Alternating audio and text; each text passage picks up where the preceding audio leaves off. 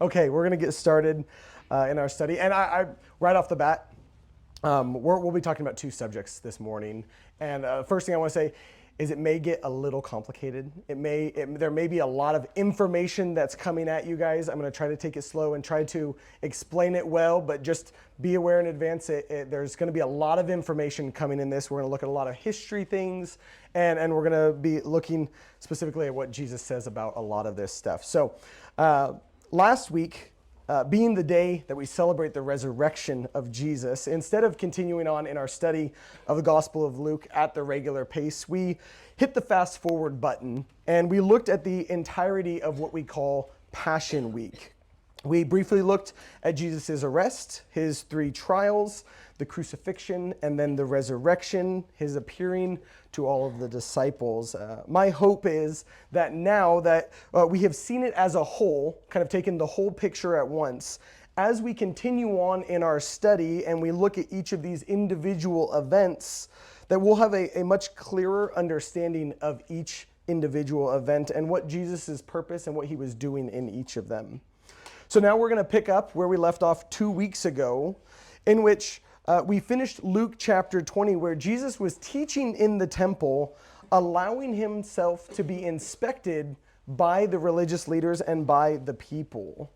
During this time, his authority was challenged, traps were set, questions were asked, and in each case, Jesus answered perfectly because Jesus is the perfect man, and he set a perfect example for us. We talked about this last week as well, how Jesus' perfection as a man was Luke's primary focus in writing this gospel. Then we saw Jesus take the opportunity to ask those who were questioning a theological question, which they were unable to answer. Again, he was showing how he was perfect, even in his understanding of the scriptures. Luke chapter 20 then closes with Jesus warning all of the people who were listening not to follow after the scribes. Because although they were doing things that made them seem like they were super righteous people, the reality was they simply loved being glorified themselves by the people around them. They weren't trying to glorify God with their actions. They were simply trying to glorify themselves, lift themselves up, bring attention onto themselves. And then on top of that, they were also taking advantage of the most vulnerable members of their society, the widows. See, in those days, a widow was in a very difficult situation. Even today, widows are in a very difficult situation. But in those days, even more so. Women, in general, were looked down upon and really treated as second-class citizens. So women on their own didn't have a lot of ability to make money on their own and or get a good education or stand up for themselves in the court of law. Most of their rights and most of their ability to function in their society came through the covering and protection initially from their fathers, until they got married, of course, in which their covering and protection then came from their husbands. So a widow, a woman who has lost her husband, was no longer under the care of her father, was in a particularly vulnerable situation because she didn't have any protection, nor did she have the ability to make money. And oftentimes, widows survived off of charity and begging. They got charity from the temple, and then they got money from begging on the street. That's how they made their living. So Jesus warns against following these scribes who are mistreating these vulnerable members of their society, the poor widows. And so then following this teaching, verse 1 of chapter 21 picks up, and he says, and it says, Jesus looked up and saw the rich putting their gifts into the offering box, and he saw a poor widow put in 2 small copper coins. And so we'll stop right there. So as Jesus is bringing this warning about following after the scribes, he looks up and sees all of these rich men lining up in the temple, going to the offering boxes and giving their donations. Now, this gives us a little bit of insight in the location of where Jesus was at in the temple, where he was teaching. See, the temple complex was broken up into several different courts or divisions, and these areas were all separated from each other. So I have a couple slides for this. First, this is the temple complex. And then on the outside, go to the next slide. On the outside, you can kind of see it highlighted in red. That was the court of the Gentiles, or the outer court. Everybody was allowed to go into this. Both Jews, Gentiles, and women were allowed in this area. But if you were not from the house of Israel, you were not allowed to go any further on. Then in the next area, you have the court of the women. And this is as far as your average Jewish person was allowed to go into the temple. Both men and women would be in this area. And then further on, you have the hall, or the court of Israelites. That's that smaller section right there. That would be as far as most men who are Jewish were allowed to go inside the temple. And then that's followed by the court of the priests. That's this area. So if you were a priest that was on duty or not on duty, this was where you were allowed to go into the temple. Men, the average Jewish man, was not allowed to go this far. You had to be a priest to go into this section. And then there's the holy place. That's the little red spot inside the temple area. This was only allowed to be accessed by priests who were serving on duty in the temple at that time. They were allowed to go in for specific priestly duties. And then we have the last section, that's the Holy of Holies. Now this was reserved specifically for the high priest. Only the high priest was allowed to go in there, and only after a long cleansing ritual and fulfilling certain things. So that's the makeup of the temple complex. And go ahead and put the court of the women back up one more time.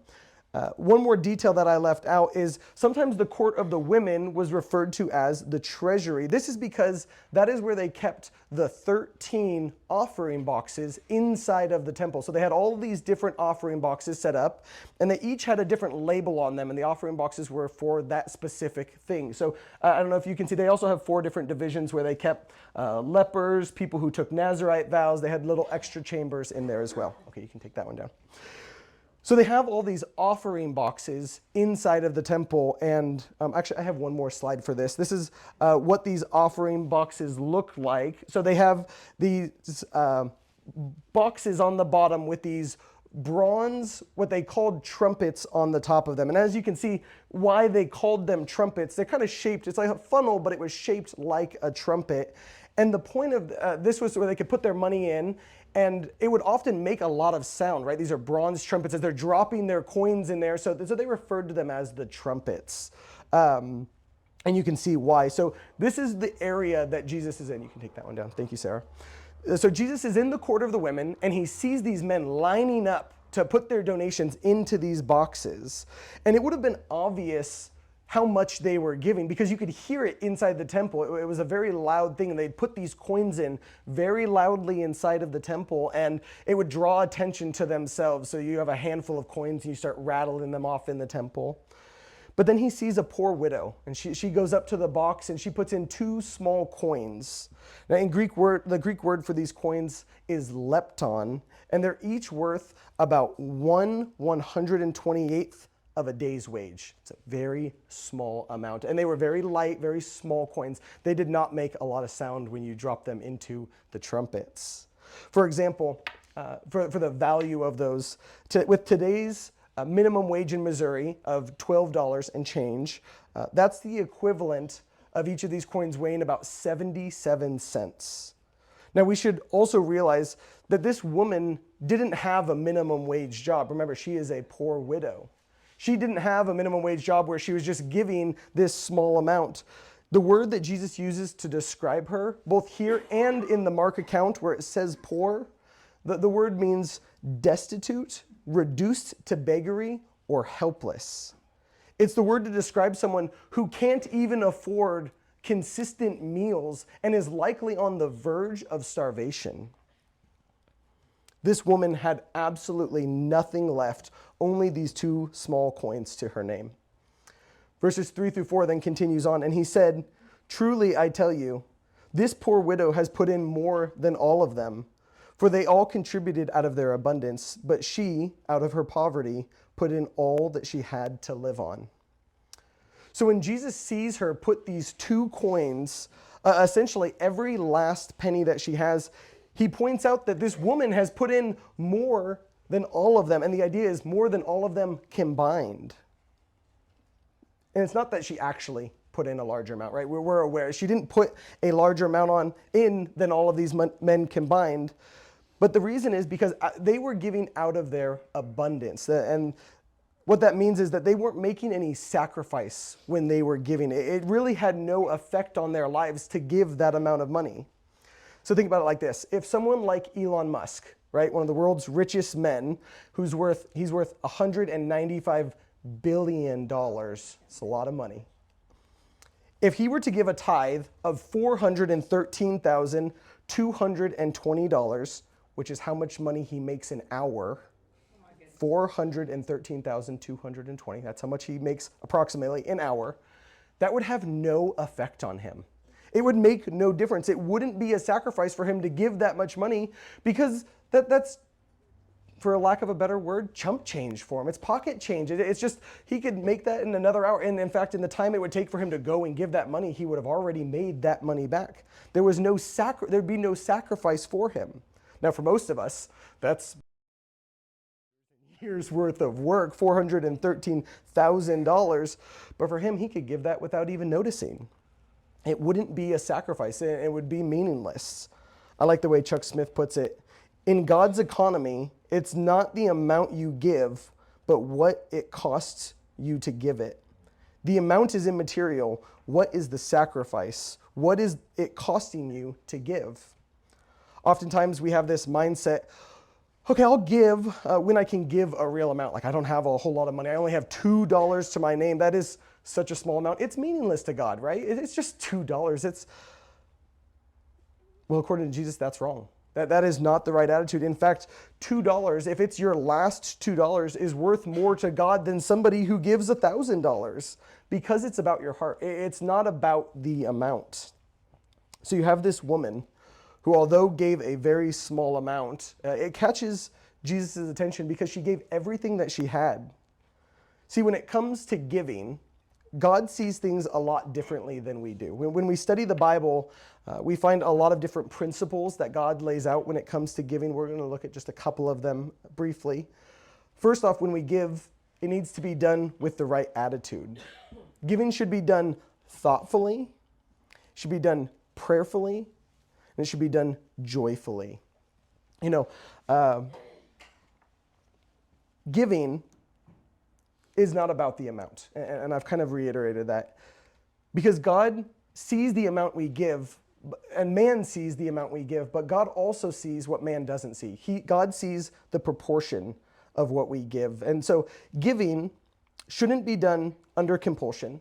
It shouldn't be done under peer pressure, and it shouldn't be done out of guilt from some preacher. Don't let a pastor, including me, don't let anybody guilt you in to giving money to a ministry. That's not how giving should be done.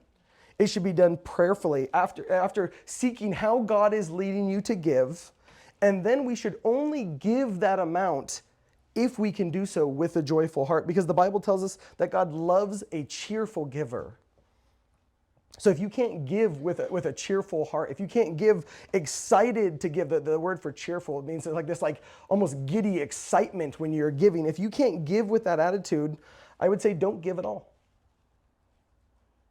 Because giving is an act of worship. It's a way that we worship God. It's meant to be done excitedly. Like when we sing our songs in the morning, we're excited to be worshiping Him. We're excited to be singing these songs to Him. That's the same attitude that we should have when it comes to giving. So if we can't give in that way, then don't give at all. Wait until you can do it the right way. Which really brings us to the second principle that we see in the Bible. When we give, it's a worship offering to God. And it's an acknowledgement that He is taking care of us. And what we have comes from Him anyways. The third principle that we see is that giving needs to be done with the right intentions. When we give, it should be done correctly. We shouldn't give in a way that draws attention to ourselves. If we do it publicly, if we give in order to receive praise, if we do it in order so that people will see how great we are, or how holy we are, or how dedicated to God we are, if we give in order to get a little plaque on the wall or to get a special parking space, we're doing it for the wrong reasons. And then we've already received our reward. And so I've mentioned the plaque on the wall a few times. The reason I mentioned that, we went to a church years ago, and they had a plaque on the wall because somebody had given a bunch of money and they bought pews with it. And so they're like, we're gonna honor this person and glorify them for giving this amount of money. No, they've already received their reward. Don't bring the attention to that person. Don't bring the attention to yourself. Giving should be done privately. Between you and God, that's what your giving is. It's not between you and the church. It's between you and the Lord. It's not to be done any other way. It should be done solely to glorify God. And that needs to be our intent when we give. The last thing that I want to point out about giving is that God is paying attention.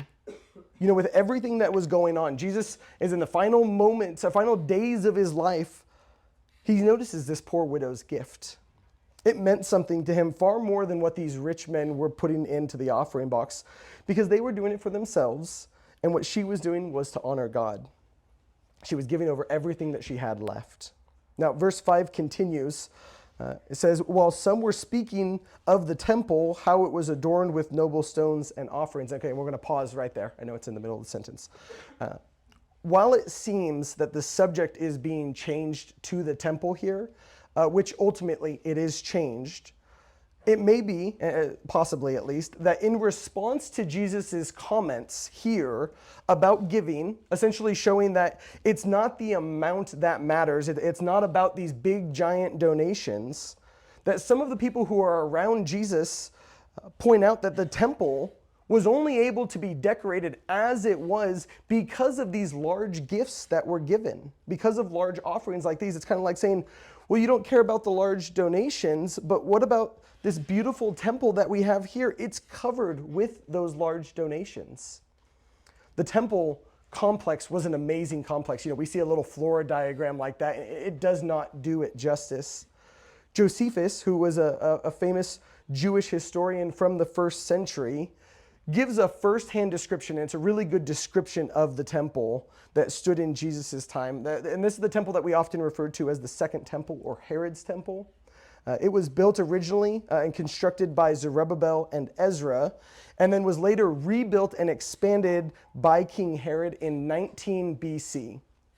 This temple had these giant, just huge golden plates mounted on the outside of it. And they covered every bit of the temple.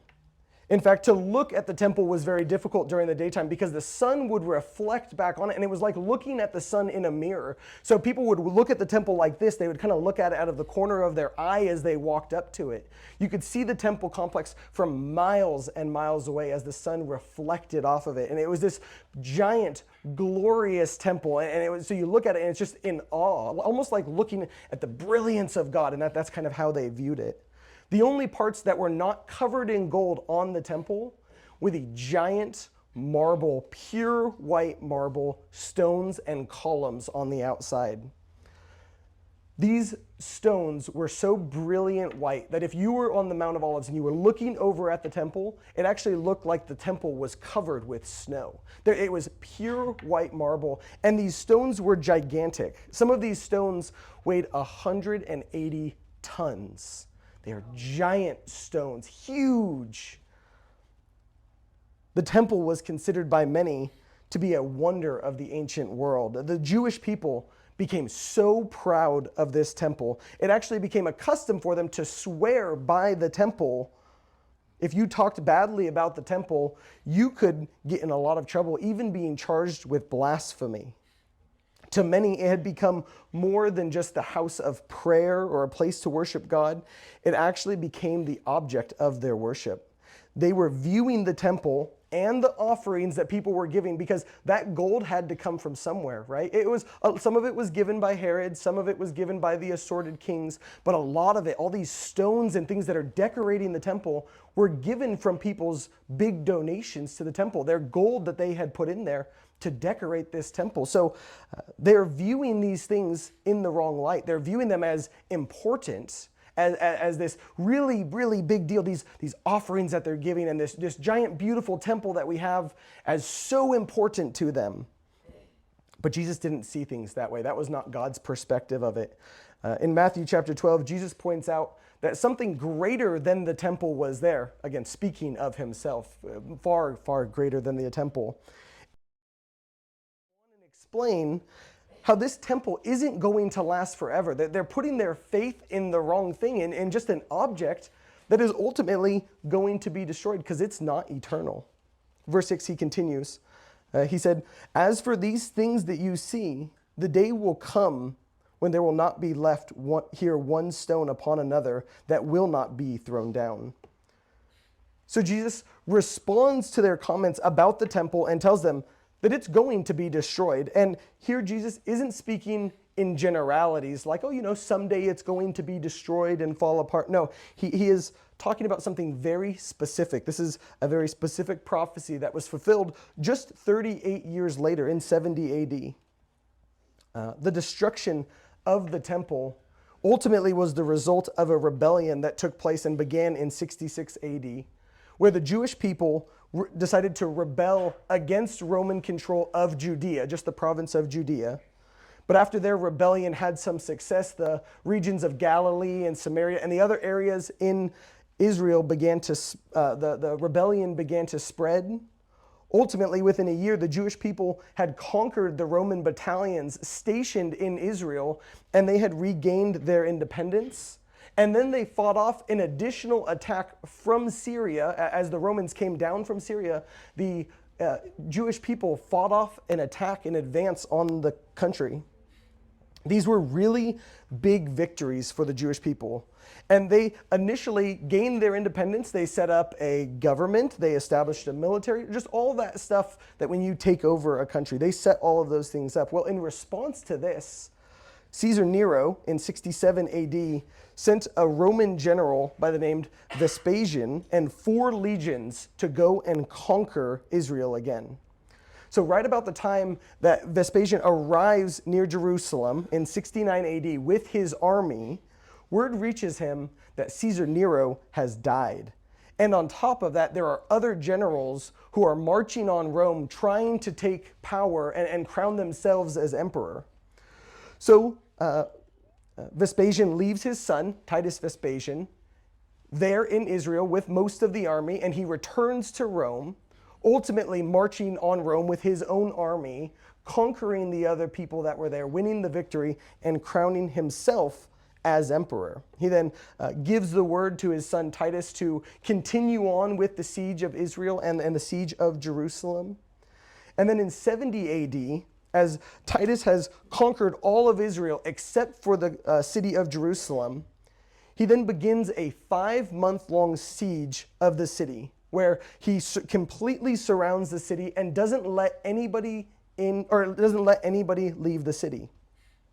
But as his circle is closing in, he's moving down towards Jerusalem and he's beginning to encircle it. What he does is really, from a military perspective, very, very smart. He was really a military genius. He allows the people in the countryside to flee before him. Instead of killing them in all the towns as they move along, he allows them to flee into Jerusalem. He does this in order to force Jerusalem to run out of resources faster. Remember, these walled cities had resources, right? They had water, they had food stored up for sieges just like this. But with so many people going into Jerusalem from the countryside, they would not be able to support that amount of the population. Ultimately, after 5 months, the Romans enter the city of Jerusalem, where they killed over 600,000 Jews. And during the final days of the siege, a drunk Roman soldier goes and catches the temple on fire, killing everybody who is inside of it. And as the temple begins to burn down, these gold plates that the people that are with Jesus are like, look at these gold plates. Those gold plates begin to melt, and the gold falls down and fills all of the cracks between the stones in the temple. Well, the Romans, because they are there for the money, right? They want the gold that is in the temple. They start taking apart the stones. Josephus records that every stone that was in the temple was moved out of its place and pushed down so that they could retrieve this gold. The destruction of this temple, of the temple that Jesus was referring to, had happened. This temple quite literally did not have one stone left upon another when the Romans were done with it. Now, before we move on into the next section, I want to make a note of something. The Gospel of Matthew also records a similar set of questions and teachings by Jesus. Some Bible scholars see Matthew and Luke as recording the same set of teachings, just with Matthew recording a lot more of the details. His account of this, which is called the Olivet Discourse, it takes up 2 full chapters. Well, Luke's only takes up 1, and it's not even a full chapter. Others see this as Jesus answering the same line of questionings with the same set of answers 2 different times to 2 different groups. And either way, it doesn't really matter. There are no contradictions between the 2. Matthew just records a lot more of the details. That's Matthew chapter 24 and Matthew chapter 25. In both instances, Jesus here is speaking about 2 future events, one near and one a bit further off, both of them having to do with God's program involving Israel. Luke focuses a lot more on the near fulfillment of this prophecy, and Matthew focuses more on the far fulfillment, although we'll see an overlap in both of them. So, after telling them that the temple is going to be destroyed, they respond in verse 7, and they asked him, "Teacher, when will these things be? And what will be the sign when these things are about to take place?" This was a very shocking claim by Jesus and would go totally against their normal ideas that the Messiah was going to rule and reign from this temple. That was the common belief at the time. So they ask him, when is all this going to happen? And how are we going to know that it's about to start? To which Jesus gives them an answer, but before he goes on and gives them the answer, he gives them some direction and some encouragement. And even when he does finally give them an answer, he is going to bring back the application for their lives. Because to live in the coming age, right, after Jesus was gone as a Christian, was going to be dangerous, and it was going to be very scary. There were going to be a lot of things happening in the world. So he begins by giving them a warning about the predictive value of supposed signs. Verse 8 and 9 says, and he said, "See that you are not led astray. For many will come in my name, saying, 'I am he,' and 'the time is at hand.' Do not go after them. And when you hear of wars and tumults, do not be terrified, for these things must first take place, but the end will not be at once." See, Jesus knew that when he was gone, there were going to be lots of people showing up on the scene claiming to be the Messiah. And historically, that happened. And there have been hundreds of people who have claimed to be the Messiah, some even going and leading small revolts, trying to set up a messianic kingdom. So Jesus warns them, don't follow after these false messiahs, nor fall for the date setters, those who claim that they know that the messianic kingdom has arrived or it's about to arrive at any moment. Don't fall for those claims of people who say they know it's going to happen, because they don't. Jesus then tells them, when you hear about wars and tumults, tumults being instability, states of disorder, and confusion, really like on a global national level, don't be afraid, because those things are going to happen. It doesn't mean that it's the end. Essentially, he is warning them, don't confuse wars, nations fighting for power, even insurrections as the end of the world, because these are not signs of the end. Even though they seem to point that way, these are not accurate predictors of the future. And that can be hard for us. Am I right? Even today, we look around the world and it looks like the world is about to end. There are wars. There are things happening all over the world. It's like, how could we possibly survive as a world much longer? But I want to point out also that those who lived during World War II thought the very same things. Let's not get distracted by these non-signs, and instead we should focus on our mission, which is to do what God has called us to do. Go out into all the world sharing the gospel. Verses 10 through 11, Jesus then continues on and gives them a closer view of these wars and tumults. Then he said to them, nation will rise against nation, and kingdom against kingdom. There will be earthquakes, and in various places famines and pestilence, and there will be terrors and great signs from heaven. So Matthew chapter 24, verses 3 through 14, describes this same set of events happening.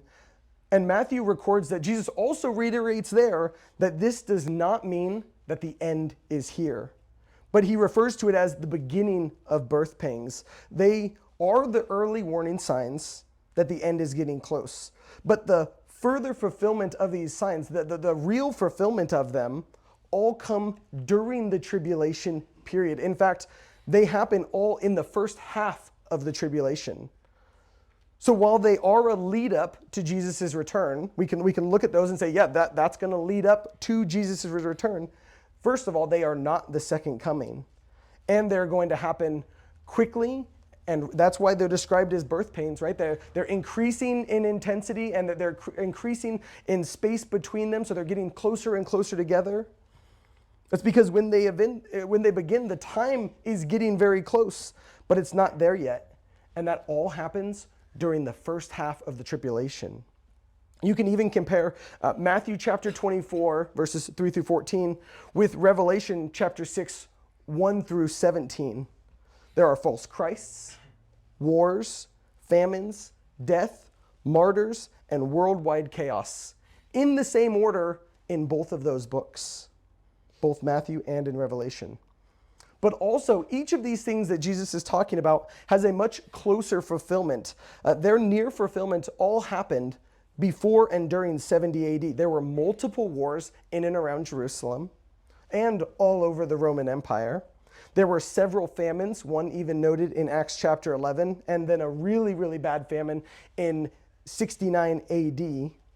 On top of that, there were huge earthquakes that hit Jerusalem, specifically one in 69 and one in 70 that were devastating, which was then followed by a comet shooting across the sky that created the shape of a sword over Jerusalem.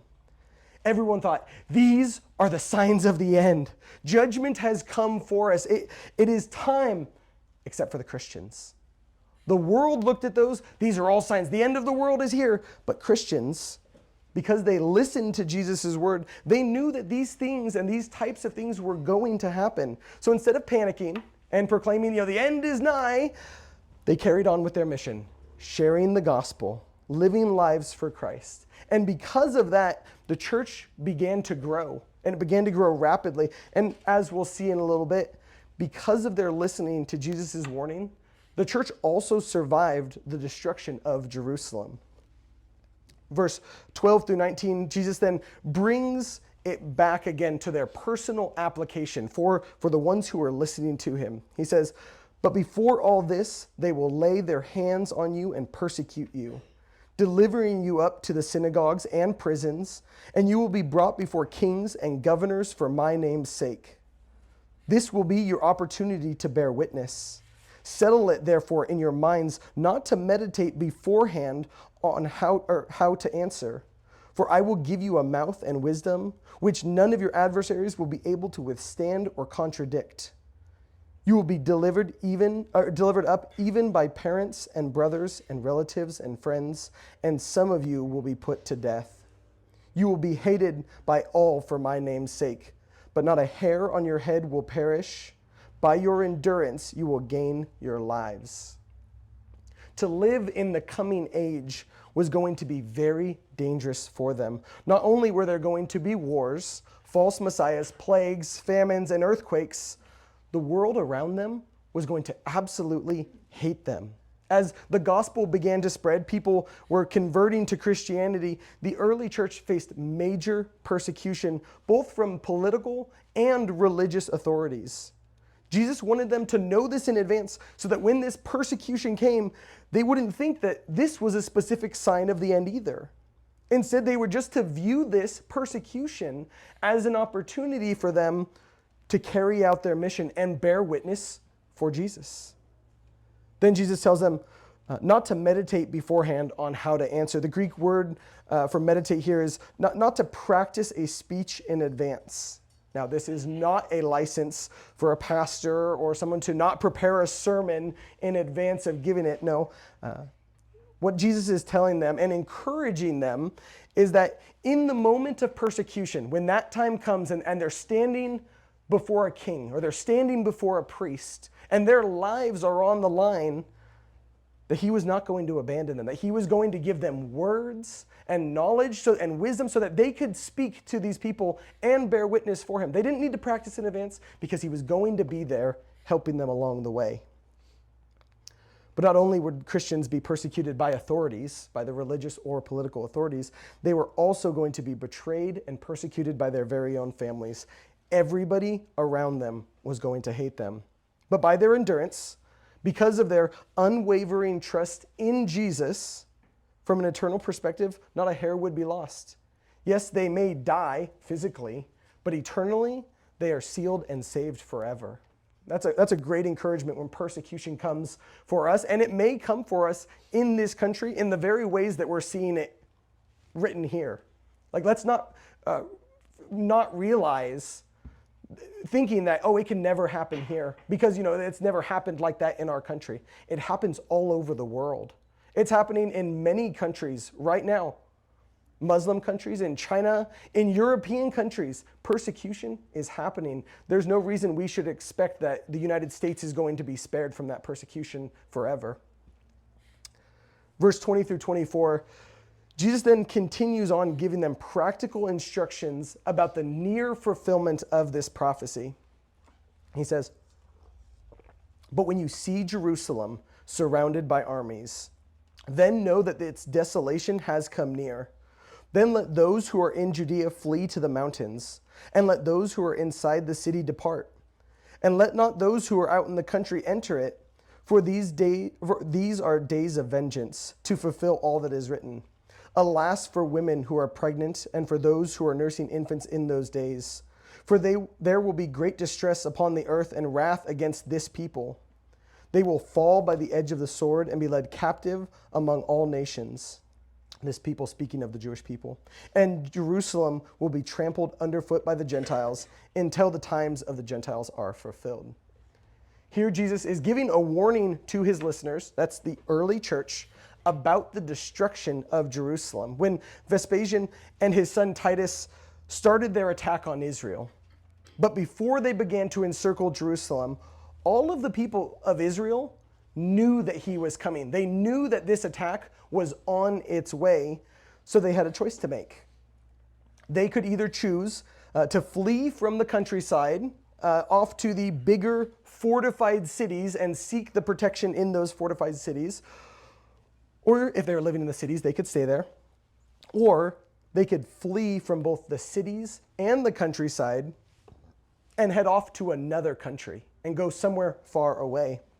Now, the Jewish people who were still waiting for their Messiah to arrive, these are non-believers, they're still waiting for their Messiah. They believed that the Messiah was going to lead them in this rebellion and keep their independence against Rome. They thought the Messiah was going to win this battle for them and then win the war. Many of them believed that this was actually the moment that the Messiah was going to arrive. When Jerusalem was encircled with armies, that's when the Messiah is going to arrive, and then he's going to deliver us.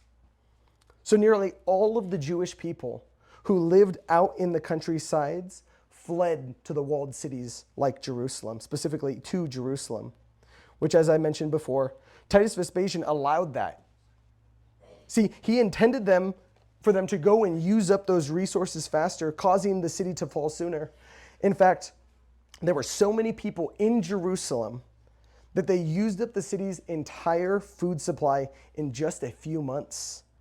By the end of the 5-month siege, there was widespread starvation in Jerusalem. Some even resorted to cannibalism. It was terrible. Espius, who was an early church historian, records for us that when the attack on Israel began, right, Titus and his father Vespasian began the attack, the Christians who lived in the city and those who lived out in the countryside all began to flee Israel, and they fled across the Jordan River to a city named Pella. They fled because of this warning by Jesus. They knew what was coming for the city. And it was reported that not one Christian died in the city of Jerusalem. Now, that may be a figure of speech. Maybe there was one left in there. I don't think we should split hairs over that. But Christians fled because they heard the warning of Jesus. They said, we've got to get out of here. Jesus said this was going to happen. Let's go. The armies are beginning to encircle. Let's flee. And they left the country.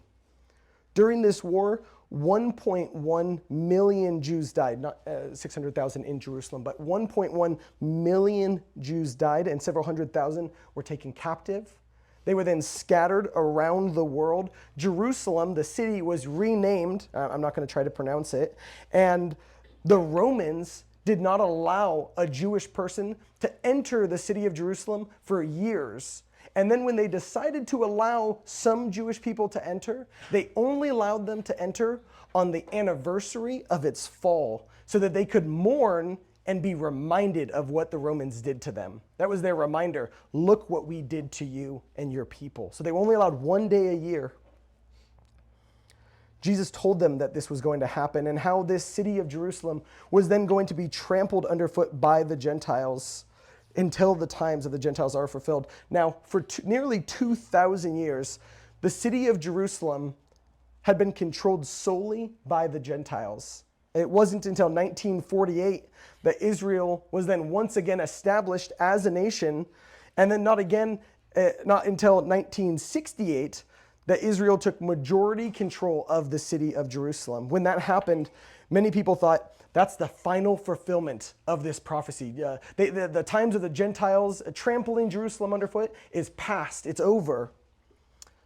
But the nation of Israel, at that time in 1968, when they took control of the city of Jerusalem, they determined that in order to keep peace with the Muslim nations around it, that they would yield control of the most important part of Jerusalem. That's the Temple Mount. To this day, it is still under the control of the nation of Jordan. And that was even reaffirmed in 2015 in the Kerry Understandings, named after John Kerry, who mediated it between Israel and Jordan. So while Israel is the one who enforces the rules on the Temple Mount, the rules are decided and controlled by the nation of Jordan. That means that to this day, the Muslims control the most important piece of real estate in Israel. And Israel is still trampled down to this day by many, many Muslims. So while it seems, at least in my view, that Jerusalem is still trampled underfoot by the Gentiles. And I believe that's going to continue on that way until, or at least not long before, the 70th week of Daniel begins, that final 7-year period that we call, that the Old Testament calls the time of Jacob's trouble, because it's focused on Israel. It's not about the church. It is about God's timeline and role and destiny for Israel. We refer to that as the Great Tribulation. Jesus is going to talk about this. He's going to move forward a little bit in verses 25 through 28.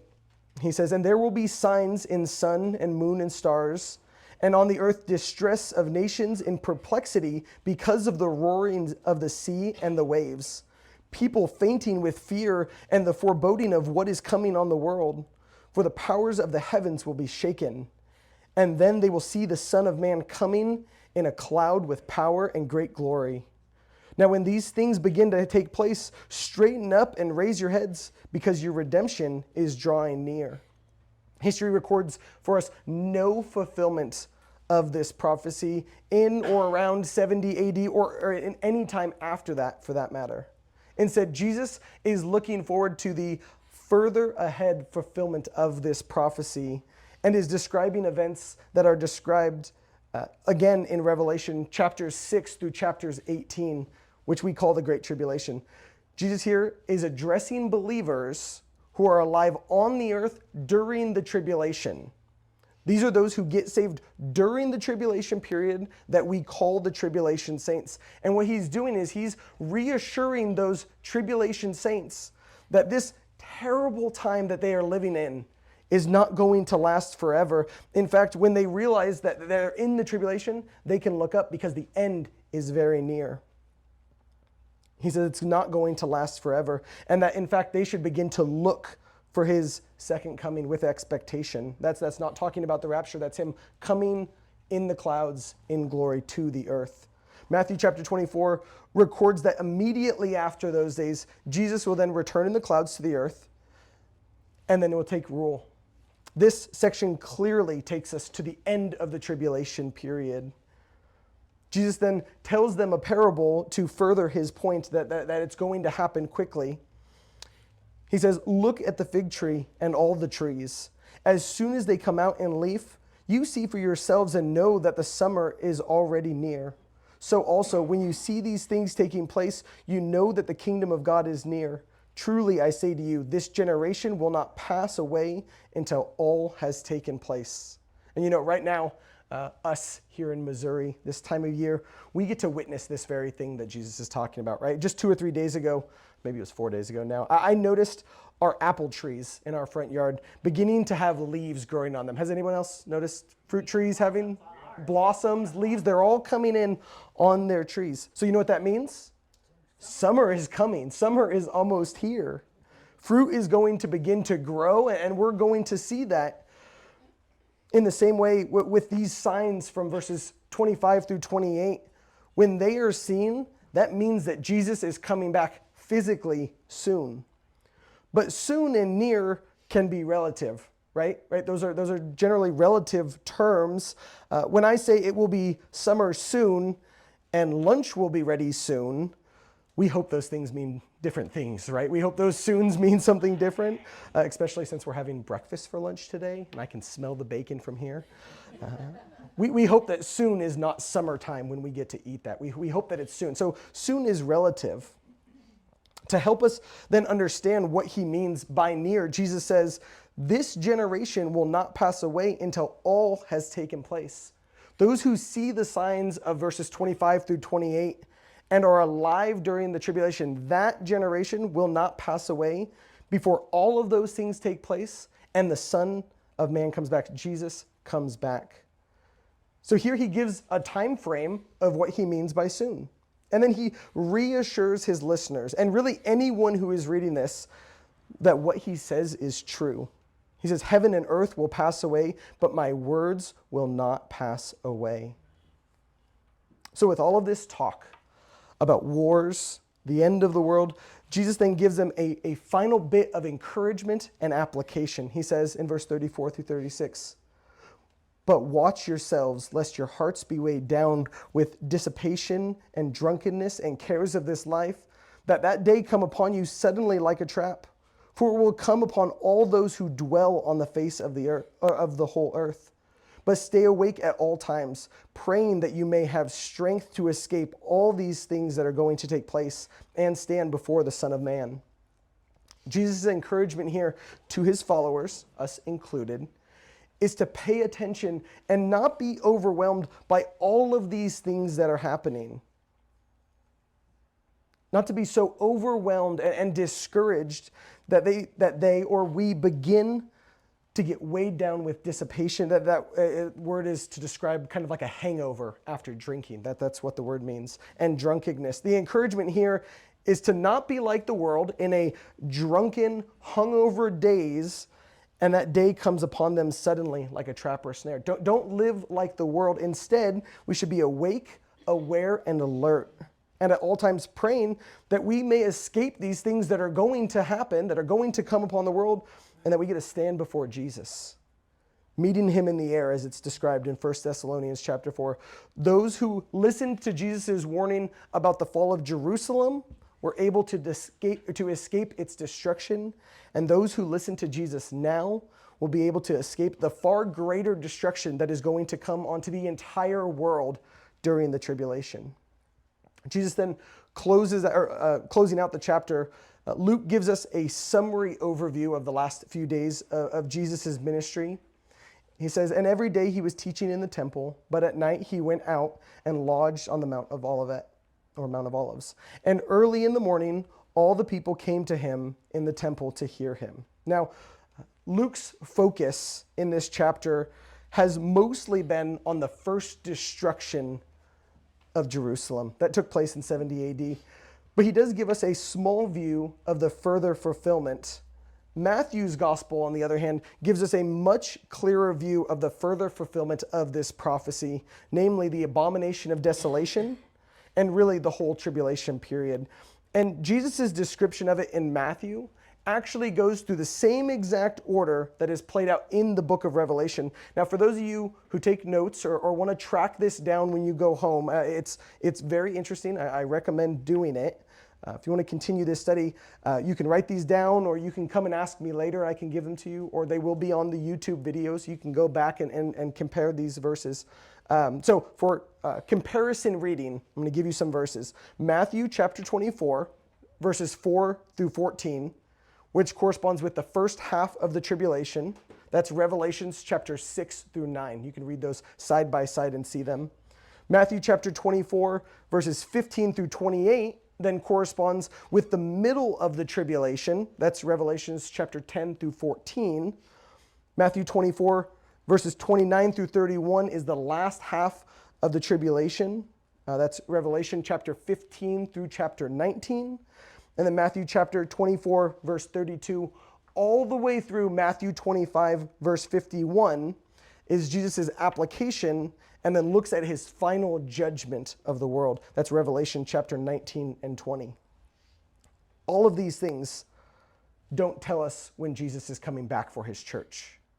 They talk about when he is coming back to the world. They are not speaking of the rapture. The Bible doesn't give us any signs or any things that are going to precede Jesus coming back for his church, but simply states that we should be ready at any given moment for our Savior's return. We call that the doctrine of imminence. Jesus can come back any moment. He could come back right now. I had to try. It would be cool, right? If Jesus came back right now. We don't need to look for any signs for his return. Instead, we need to focus on our mission of sharing the gospel and making sure that we are living lives that are pleasing and honoring to the Lord. If you knew Jesus was coming back tomorrow, how would you live your life? What would you do? You got 24 hours and Jesus is coming back. What would you do? What if it's not tomorrow? What if it's a month from now? What about a year? What about 5 years? What about 10? Our answers shouldn't be any different. Our lives should look the same. Whether Jesus is coming back tomorrow or 10 years from now, we should live lives that are honoring to him. I heard a saying, Brad shared it with me. It's hand to the plow, eye on the sky. We can be looking for Jesus' return as long as we are continuing on working, doing the things that he has set before us. We shouldn't just stop. Well, Jesus has got to be coming back any moment. Let's just sell all our stuff and just sit here and wait. That's not what he called us to do. He has waited patiently so that more and more people can get saved. We should be doing that work. That's what we should be doing. Whether it's tomorrow, if it's tomorrow, I bet everyone has a lot of phone calls they want to make.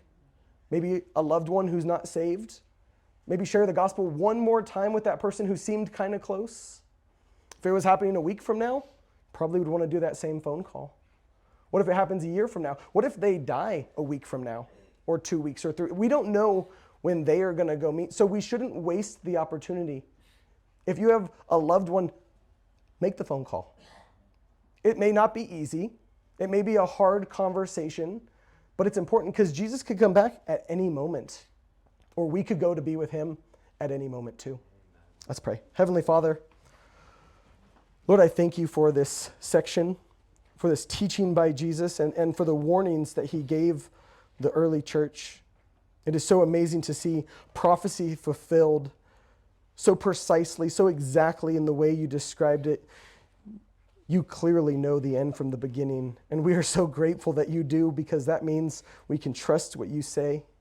That means that we can trust that when you say we will be saved, that we will be. There's no ifs, ands, or buts about it. Lord, give us that peace, knowing that you have it all under control. And Lord, help us to live every day like you're coming back tomorrow. Help us to live every moment of our lives going and sharing and doing the work that you have set before us. Lord, we love you. Lord, we praise you. In Jesus' name, amen.